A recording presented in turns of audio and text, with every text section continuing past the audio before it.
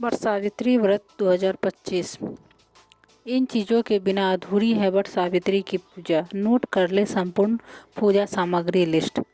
अगर आप पहली बार वट सावित्री का व्रत करने जा रही हैं तो पूजा में इस्तेमाल होने वाली चीज़ें पहले से ही खरीद कर रख लें। इन चीज़ों के बिना वट सावित्री की पूजा पूरी नहीं मानी जाती है। हर साल ज्येष्ठ मास के कृष्ण पक्ष की अमावस्या तिथि के दिन वट सावित्री का व्रत रखा जाता है।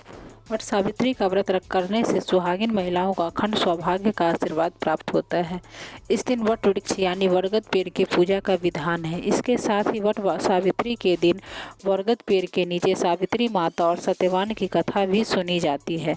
धार्मिक मान्यताओं के अनुसार यमदेव ने सावित्री माता के पति सत्यवान के प्राणों को वट वृक्ष के नीचे ही लौटाया था। साथ ही देवी सावित्री को 100 पुत्रों का आशीर्वाद भी दिया था। इसीलिए वट सावित्री के दिन बरगद पेड़ की पूजा का विशेष महत्व है।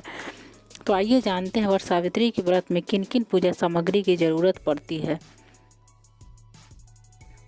कलावा, कच्चा सूत, बांस का पंखा, रक्षा सूत्र, पान का पत्ता, श्रृंगार का सामान, लाल चूड़ी, बिंदी, सिंदूर, काजल, आलता, कंघी, मेहंदी, लाल रंग की साड़ी, काला चना भिगोया हुआ, नारियल, बतासा, फल, वट सावित्री व्रत कथा की किताबें, सावित्री और सत्यवान की फोटो, धूप, मिट्टी का दीपक, अगरबत्ती, पूजा की थाली, 1.25 मीटर लाल या पीला कपड़ा, सिंदूर, रोली, अक्षत, कुमकुम, चंदन, सुपारी, फूल, पानी का कलश, मिठाई, 7 प्रकार का अनाज। वट वृक्ष नहीं है तो आसपास जो भी वट वृक्ष की शाखा है उसके पास आप वट वृक्ष की पूजा कर सकते हैं। वट सावित्री व्रत 2025 का डेट और मुहूर्त। इस साल वट सावित्री का व्रत 26 मई 2025 को रखा जाएगा। पंचांग के अनुसार ज्येष्ठ माह की अमावस्या तिथि का प्रारंभ 26 मई को दोपहर 12:11 पर होगा और अमावस्या तिथि का समापन 27 मई को सुबह 8:31 पर होगा। आइए जानते हैं वट सावित्री के दिन बरगद के पेड़ पर 7 बार क्यों लपेटा जाता है कच्चा सूत। हिंदू धर्म में वट सावित्री व्रत का विशेष महत्व है। इस दिन बरगद पेड़ की पूजा अत्यंत महत्वपूर्ण मानी जाती है। वट सावित्री का व्रत करने और बरगद पेड़ की पूजा करने से सुहागिन महिलाओं को अखंड सौभाग्य का आशीर्वाद प्राप्त होता है। 26 मई को वट सावित्री का व्रत रखा जाएगा। इस दिन सुहागिन महिलाएं 16 श्रृंगार कर निर्जला उपवास रखती हैं और विधि पूर्वक वट वृक्ष की पूजा करती हैं। धार्मिक मान्यताओं के अनुसार वट सावित्री के दिन बरगद पेड़ की पूजा करने से पति की आयु लंबी होती है और दाम्पत्य जीवन भी खुशहाल रहता है। इसके साथ ही योग्य संतान की भी प्राप्ति होती है। वट सावित्री व्रत में बरगद पेड़ की परिक्रमा की जाती है और उस पर 7 बार कच्चा सूत भी बांधा जाता है। तो आइए जानते हैं कि इसके पीछे की धार्मिक मान्यताएं क्या है। वट सावित्री व्रत में बरगद के पेड़ पर कच्चा सूत क्यों बांधा जाता है। धार्मिक मान्यताओं के अनुसार वट सावित्री व्रत के दिन बरगद पेड़ की पूजा करने से सुहागिन महिलाओं को अखंड सौभाग्यवती का आशीर्वाद मिलता है। साथ ही व्रती महिलाएं बरगद पेड़ की 7 बार परिक्रमा करती है। इसके अलावा बरगद पेड़ पर 7 बार कच्चा सूत भी लपेटती है। धार्मिक मान्यताओं के अनुसार वट वृक्ष में 7 बार कच्चा सूत लपेटने से पति पत्नी का संबंध 7 जन्मों तक बना रहता है। बरगद पेड़ पर कच्चा सूत बांधने से पति पर आने वाले सभी संकट दूर हो जाते हैं और दाम्पत्य जीवन में सुख, शांति और मधुरता बनी रहती है। वट सावित्री व्रत में बरगद पेड़ की पूजा का महत्व। पौराणिक कथाओं के अनुसार यमराज ने माता सावित्री के पति सत्यवान के प्राणों को वट वृक्ष के नीचे ही लौटाया था और उन्हें 100 पुत्रों का वरदान दिया था। कहा जाता है कि उसके बाद से ही वट सावित्री व्रत और वट वृक्ष की पूजा की परंपरा शुरू हुई। मान्यता है कि वट सावित्री व्रत के दिन बरगद पेड़ की पूजा करने से यमराज देवताओं के साथ त्रिदेवों की भी कृपा प्राप्त होती है। माना जाता है कि बरगद के पेड़ में त्रिदेव का वास होता है।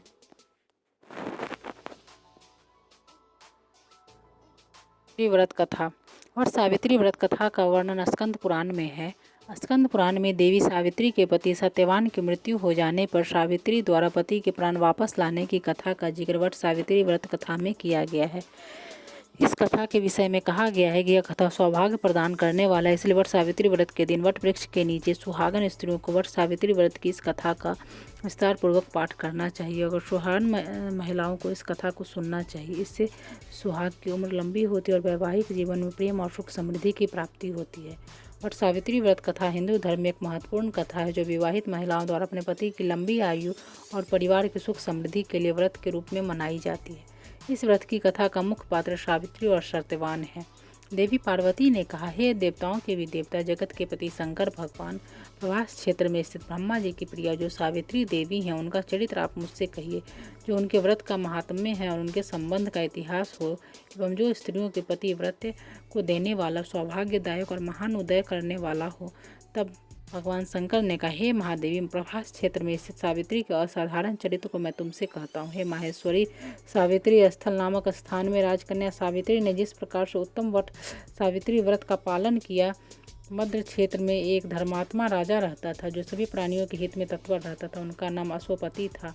धर्मात्मा क्षमाशील सत्यवादी होने पर भी राजा संतान रहित था। एक समय वह राजा प्रभास क्षेत्र में यात्रा करते हुए पहुंचा और सावित्री स्थल पर आ गया। वहां पर राजा ने अपनी रानी के साथ इस व्रत को किया जो सावित्री व्रत नाम से प्रसिद्ध सभी प्रकार की कामनाओं को पूर्ण करने वाला है। इस मंत्र की साक्षात मूर्ति बनकर स्थित श्री ब्रह्मा जी की प्रिया सावित्री देवी उस राजा पर प्रसन्न हुए। कमंडलू को धारण करने वाली वह सावित्री देवी दर्शन देने के बाद पुनः अदृश्य हो गई। लेकिन देवी के दर्शन के पुण्य से कुछ दिन बाद राजा अश्वपति के घर देवी के समान रूप वाली कन्या का जन्म हुआ जो देवी सावित्री के अंश से ही उत्पन्न हुई थी। देवी सावित्री की प्रसन्नता से प्राप्त तथा सावित्री की पूजा करने के बाद उत्पन्न कन्या का नाम भी सावित्री रखा गया।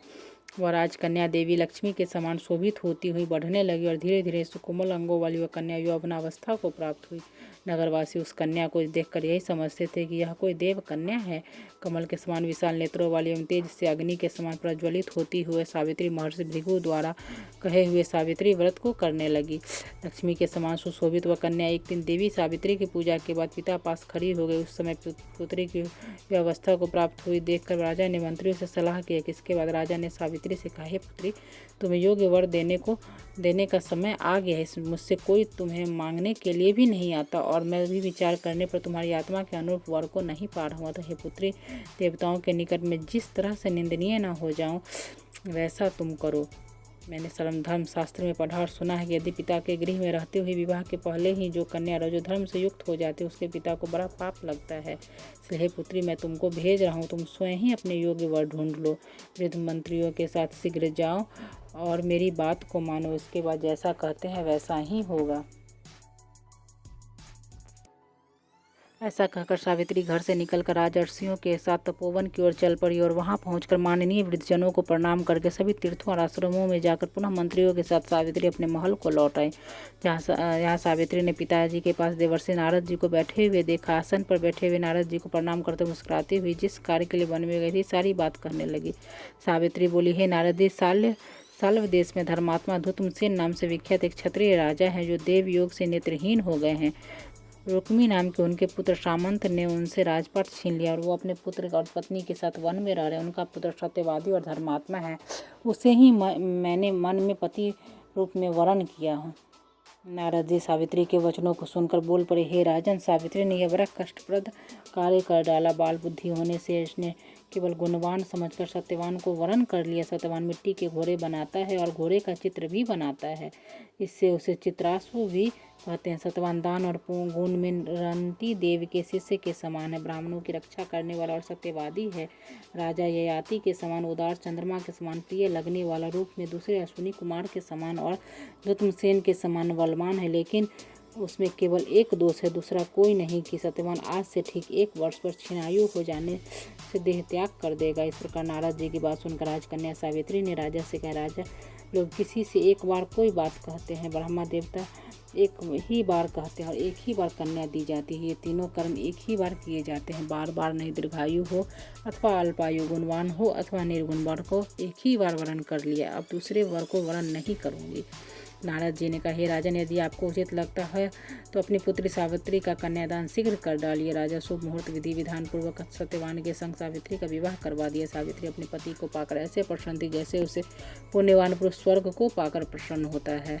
सावित्री उस सत्यवान के साथ आश्रम में रहते हुए नारद जी की कही हुई बात को याद करती रहती थी और उस दिन को गिनती रहती थी कि जब सत्यवान देह त्याग कर चले जाएंगे। जब सत्यवान के मरण के केवल 3 दिन शेष रह गए तब सावित्री निराहार रहने का व्रत लिया और तीसरे दिन सुबह स्नान करके देवता और पितरों का पूजन किया। फिर सास ससुर की चरण वंदना करके वह भी पति के साथ जंगल की ओर चल पड़ी। जंगल में लकड़ी काटते काटते अचानक से सत्यवान के सिर में दर्द होने लगा। सावित्री ने कहा, आप कुछ देर मेरी गोद में सिर रखकर सो जाइए, फिर हम उस आश्रम की ओर चलेंगे। जैसे ही सत्यवान सावित्री की गोद में लेटे, वैसे ही सावित्री ने देखा कि सांवले पिंगल वर्ण वाले किरीटधारी पीत वस्त्र पहने हुए साक्षात सूर्य के समान उदित हुए पुरुष उनके सामने खड़े हैं। सावित्री ने उन्हें प्रणाम किया और उनसे पूछा, आप कौन हैं?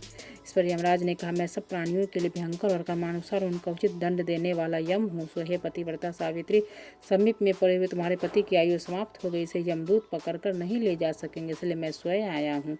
ऐसा कहकर फांस के लिए हुए यमराज ने सत्यवान के शरीर से अंगुष्ठ मात्र शरीर वाले जीवात्मा को बलपूर्वक निकाल लिया। उसके बाद यमपुरी की ओर चलना शुरू किया। सावित्री भी यम के पीछे पीछे चलने लगी। यमराज ने सावित्री से कहा, कोई भी जीव बिना आयु समाप्त हुए यम मार्ग में नहीं जा सकता।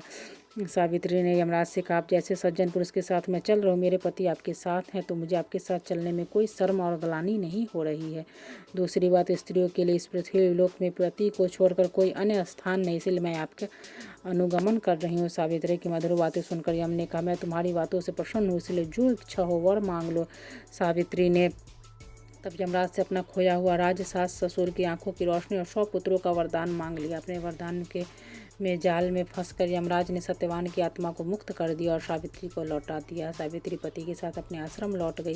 सावित्री ने सावित्री देवी का व्रत किया, जिसके प्रभाव से सास ससुर की आंखों की रोशनी लौट आई, का राज भी मिल गया और 100 पुत्र हुए। बट सावित्री पूजा विधि, शिवजी ने देवी पार्वती से कहा, सावित्री व्रत के दिन प्रातः स्नान करके सास ससुर का आशीर्वाद लेना चाहिए। बट वृक्ष के समीप बैठकर पंच देवता और विष्णु भगवान का आवाहन करें।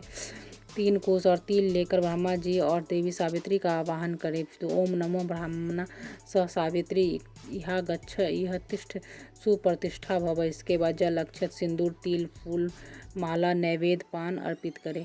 एक आम या अन्य फल लेकर उसके ऊपर से वट पर जल अर्पित करें। यह आम पति को प्रसाद रूप में खिलाना चाहिए। कच्चा सूत लपेटते हुए 7 या 21 बार वट वृक्ष की परिक्रमा करें। वैसे 108 बार वट वृक्ष की परिक्रमा को सर्वोत्तम माना गया है। इस व्रत का पालन काले चने से करना चाहिए, क्योंकि काले चने के रूप में ही सावित्री को उसके पति के प्राण यमराज ने लौटाए थे।